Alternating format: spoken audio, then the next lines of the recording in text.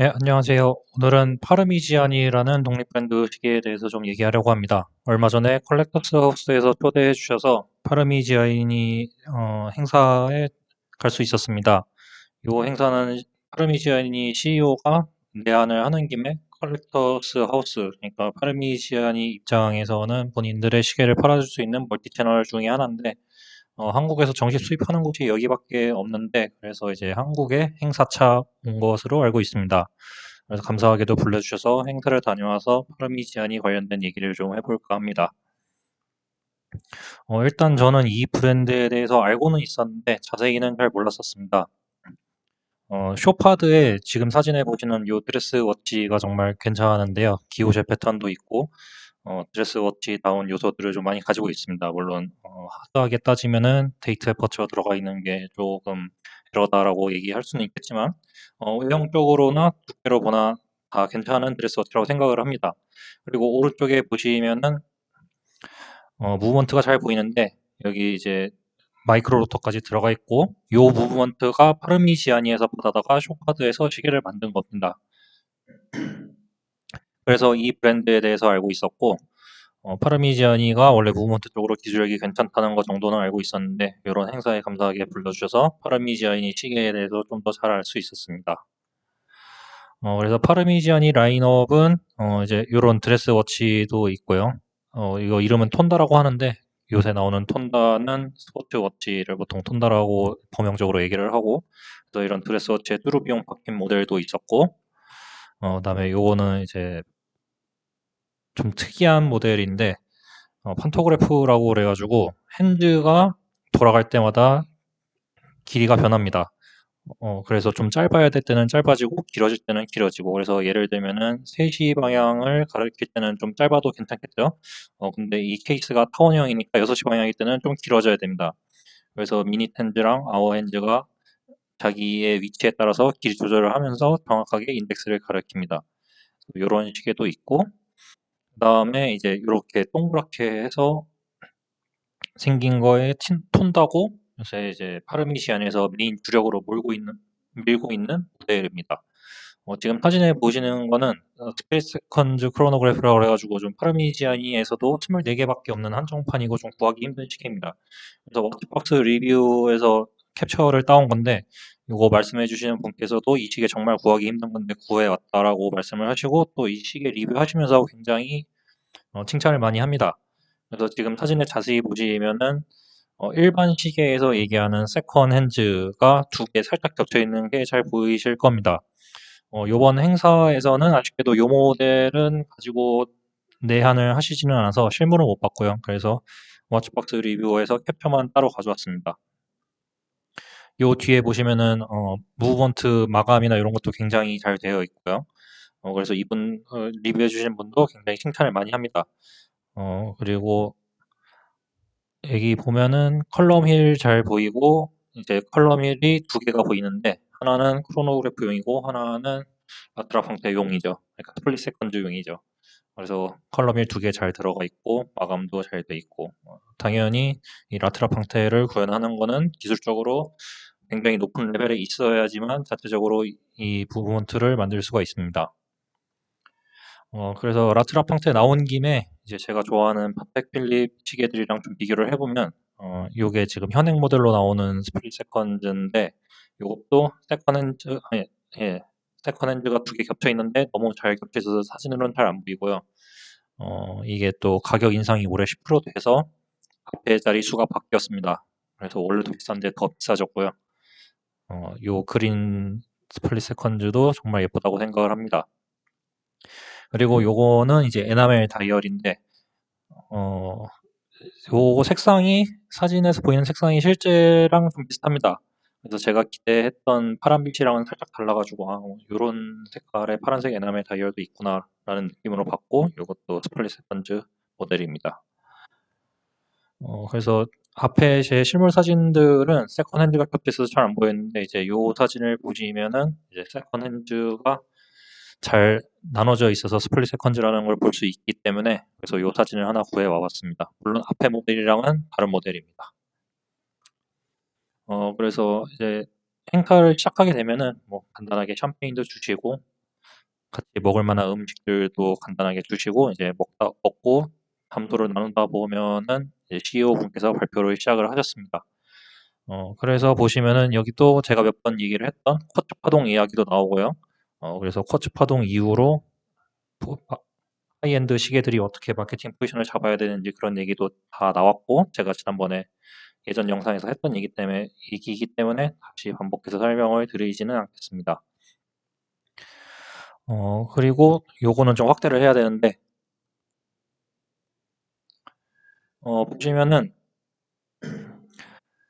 고객들에 대해서 정말 세분화를 잘 해놨고 어떤 고객들이 본인들한테 필요한 고객들이고 물론 여기서 설명하는 고객들은 다 필요하지만 이제 이런 종류의 고객도 있고 이런 종류의 고객도 있지만 결국에 우리는 모든 고객들에게 최대한의 만족을 드리고자 노력을 하고 있다라는 게 요 프레젠테이션 화면의 발표 요지였고 당연히 이렇게 분리를 하는 거는 모든 하이엔드 시계 마케팅 하시는 분들이라면 알고 있을 개념입니다. 하지만 제가 여태까지 봤던 시계 행사에서 이렇게 CEO가 직접 나와서 이렇게 세분화를 하고 우리는 이런 개념에 대해서 정확히 알고 있으며 모든 고객이 다 중요하다는 것을 알고 있다라는 거를 본인들이 정확하게 인지하고 있다라는 걸 보여주기 위해서 이런 슬라이드를 만들었고 설명을 했다라고 생각을 합니다.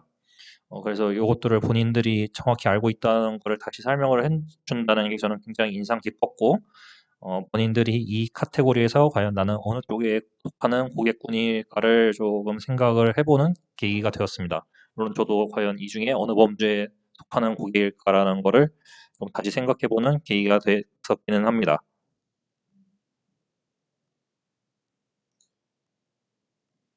예, 그리고 요 장도 잠깐 확대를 해볼 텐데 보시면은 이제 톤다 PF 컬처럴 캘린더스라고 그래가지고 퍼페추얼 캘린더가 세 종류가 있습니다. 그래서 가운데는 이제 중국 버전이고요. 요거는 제가 이따가 확대 사진으로 보여드릴 건데, 이제 우리 뭐 예를 들면은 절기 또 다 다이얼에 표기가 되어 있고 또 음력도 표기를 할 수 있는 퍼페추얼 캘린더라고 합니다. 그리고 오른쪽은 이제 일반적으로 쓰는 서양권에서 쓰는 달력이고요.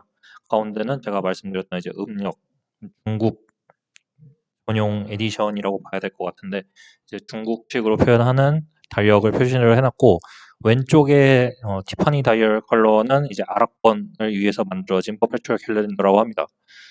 퍼페추얼 캘린더는 퍼페추얼 캘린더인지 이런 식으로 정확히 시장을 나눠가지고 낸다는 컨셉을 저는 처음 봐가지고 좀 신기했었습니다.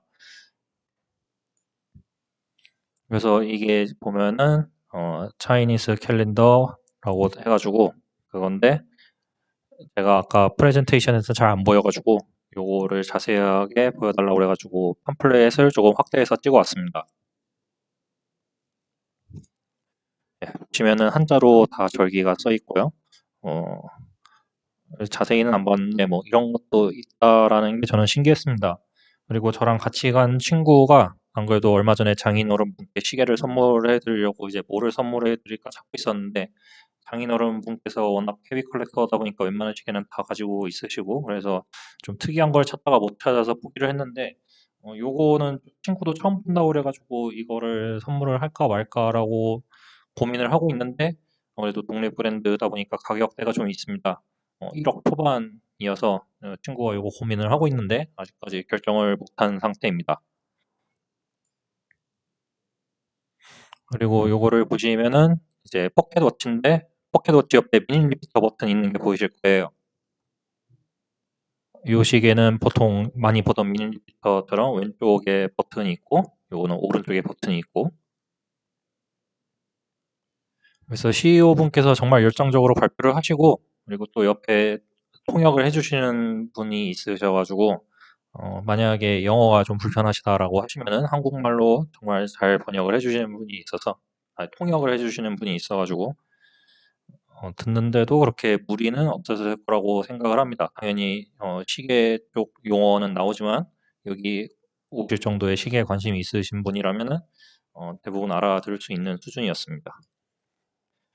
그래서 행사에는 폰다 시계 종류가 정말 여러 가지가 있었는데요. 아무래도 좀 사람들이 많았습니다. 저처럼 그냥 초대받아서 온 일반 손님도 있었고, 이제 매거진 쪽에서 오신 분도 있고 업계 관계자분들도 계시고 그래서 이날 톤다 시계를 처음 보시는 분들이나 기사를 쓰기 위해서 사진을 찍어야 되시는 분들이 많아가지고 시계 앞에 사람들이 워낙 많이 모여 있어서 좀 자세히 보기는 제 입장에서는 좀 힘들었습니다. 그래서 저는 행사하기 전에 한 1-2주 전쯤에 미리 방문을 해서 톤다 시계들을 좀 볼 수 있는 기회가 있었는데 요때 찍은 사진들로 대체를 하겠습니다.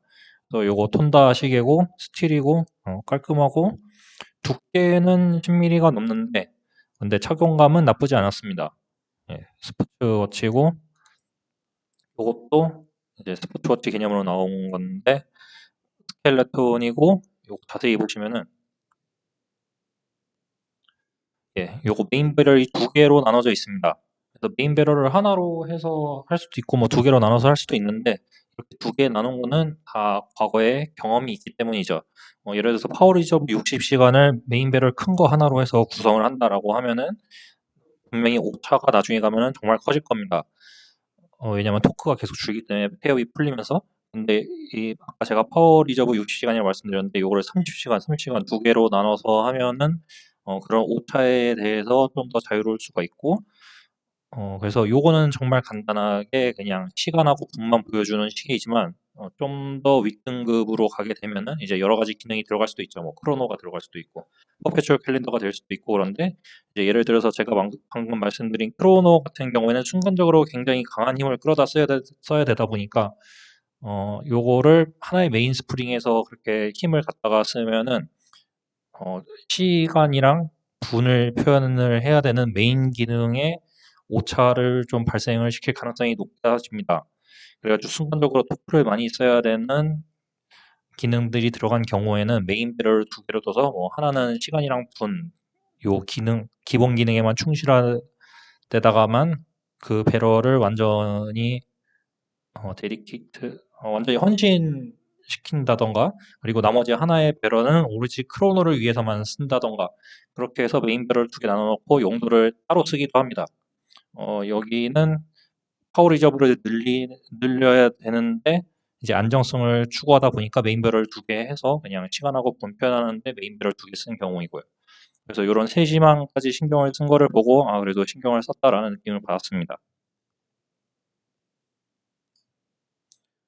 그리고 CEO분께서 이제 행사를 마치시고서는 뭐 질문할 사람 있냐라는 개념으로 약간 돌아다니면서 이제 고객들 분위기도 보고 그랬었는데 행사 때 나온 포켓 워치에는 미니 리피터 기능이 있는 게 있었죠. 근데 제가 파르미지아니 브랜드를 잘 몰랐어 가지고 리스트워치 손목시계에는 미니 리피터가 없는 줄 알았어요. 근데 있다라고 그러더라고요. 그래서 제가 손목시계는 미니 리피터가 없냐라고 그러니까 일로 와보라고 하면서 여기 전시장 한켠에 있는 사진을 보여주더라고요. 여기 지금 왼쪽에는 잘렸는데 왼쪽에 미니 리피터 버튼이 있는 엄연한 미니 리피터 시계입니다. 그래서 이거 다이얼도 에나멜이고 그래서 우리 리스트워치에도 미니 리피터 있고 이제 에나멜도 들어갔고 다른 데는 에나멜 기술자를 이제 프리랜서 개념으로 이제 불러다 쓰는데 우리는 아예 우리 파르미지아니에 소속된 전용 에나멜러가 따로 있다라고 하면서 굉장히 어필을 많이 해주셨습니다. 그리고 지금 요 미니 리피터 시계를 보면은 베젤에 뭔가 들어가 있는데 저는 처음에 이게 뭔지 몰라가지고 이거 혹시 다이아인가요? 아니면은 그냥 인그레이빙 한 건가요? 라고 물어봤는데 다이아가 아니고 인그레이빙이라고 하더라고요. 그래서 제가 이거 실물을 봤으면 그런 질문조차도 안 했을 텐데 뭐 워낙 구하기 힘든 시계다 보니까 이제 내한할 때 이 시계를 가지고 오지는 않았습니다. 그래서 인그레이빙으로 이거 정말 예쁘게 잘 깎아 놓은 거다라고 설명을 해주시고 또 뭐 에나멜로 아까 그런 것도 이제 본인 브랜드, 본인 시계에 대한 어필을 정말 CEO분께서 열심히 해주셨습니다. 그렇게 해서 막 시계 이런저런 얘기도 하고 또 이제 뒤에 무브먼트 설명도 해주시고 그래서 뭐 궁금한 거 다 물어봤고요. 그렇게 해서 CEO분이랑 얘기를 하고 있는데 이제 일본에서 오신 마케팅 담당자분께서도 같이 오셔가지고 또 열심히 부가 설명을 해주시더라고요. 그래서 지금 이 사진을 보시면은 힌지 열린 게 보이시나요? 헌터백 타입인데 헌터백을 열고 닫을 수 있습니다. 그래서 지금 이 사진은 열어서 무브먼트가 시스루백으로 보이는 형태고 이거 헌터백을 닫으면 예. 아직 닫기 전에 사진이고 이거 열면은 여기 보면 빨간색으로 뭔가가 보이실 겁니다. 이게 색깔이 5가지 종류가 있어가지고 이거는 이제 빨간색 버전 자료라서 그런데 그 일본 마케팅 담당자분께서 이제 본인 핸드폰에 있는 자료까지 보여주면서 또 부가 설명을 열심히 해주셨습니다. 그래서 헌터백 타입의 힌지를 닫으면은 이런 식으로 뒷부분도 에나멜로 해가지고 열심히 잘 그려놨고요. 그래서 이거를 열고 닫고 하면서 무브먼트를 온전히 감상할 수 있는 고급 클래식 워치에서 구현하는 방식을 그대로 해놨습니다. 그래서 CEO 분도 정말로 열심히 설명을 해주셔서 고맙게 생각을 했는데 이제 또 옆에 마케팅 담당하시는 분께서 오셔가지고 또 이것저것 설명해 주시고 그래서 정말 인상 깊었습니다. 그래서 아까 말씀드린 5가지 컬러 이렇게 되는 거고요. 사진에 나와 있던 거는 가운데 그러니까 오른쪽에서 두 번째 거인 금색 색깔이었고 이제 뒤에 헌터백 보인 거는 맨 오른쪽 거 빨간색이고 이거는 5가지 컬러로 한 색깔당 하나씩 그래서 총 5개의 비닐 리피터만 있는 거고 가격은 그날의 시세로 했을 때 이거 스위스 프랑인데 그날 시세로 변환을 해봤을 때 8.9억이었습니다. 한 개당. 그래서 굉장히 비싸고요. 그래도 뭐 하실 분은 하실 거라고 보지만 저는 굉장히 생각이 많이 들게끔 하는 가격이긴 했습니다. 물론 당연히 예쁘기는 하고요. 그래서 행사는 이렇게 됐고요. 파르미지안이 정말 좋은 브랜드고 톤다를 주력으로 밀고 있는데 다른 분들 관심은 많으셨던 것 같습니다. 그래서 아까 제가 말씀드렸던 것처럼 이제 톤다 스포츠워치도 있고 다른 시계들도 있는데 요새 파르미지안이 브랜드에서 메인스트림으로 몰고 있는 거는 톤다 스포츠 시계인 것 같고 가격은 4천만 원대부터 시작해서 뭐 1억 초반대까지 다양하게 있습니다. 스켈레톤 같은 경우도 뭐 다른 하이엔드 브랜드들보다는 조금 싸지만 어쨌든 독립 브랜드 치고는 좀 가격이 비싼 가격이었고요. 그래서 파르미지아니 브랜드의 다른 시계들도 좀 여러 가지 볼 수 있을까라고 생각을 했었는데 뭐 당연히 제가 잘 모르고 온 거지만 이 행사의 초점은 톤다라는 스포츠워치 모델에 초점이 되어 있었습니다. 그래서 아까 말씀드렸던 뭐 판토그래프나 그런 시계들은 못 봤고요. 어쨌든 톤다의 최대한 많은 베리에이션을 들고 오셔서 실물로 볼 수 있고 또 손목에 올려놓고 사진 촬영도 허가를 해주셔서 보는 입장에서는 굉장히 즐거웠던 쇼케이스였습니다. 불러주신 컬렉터스 하우스에 감사드리고 예, 이번 쇼케이스에 대한 설명과 브랜드 설명은 이 정도로 마치겠습니다. 감사합니다.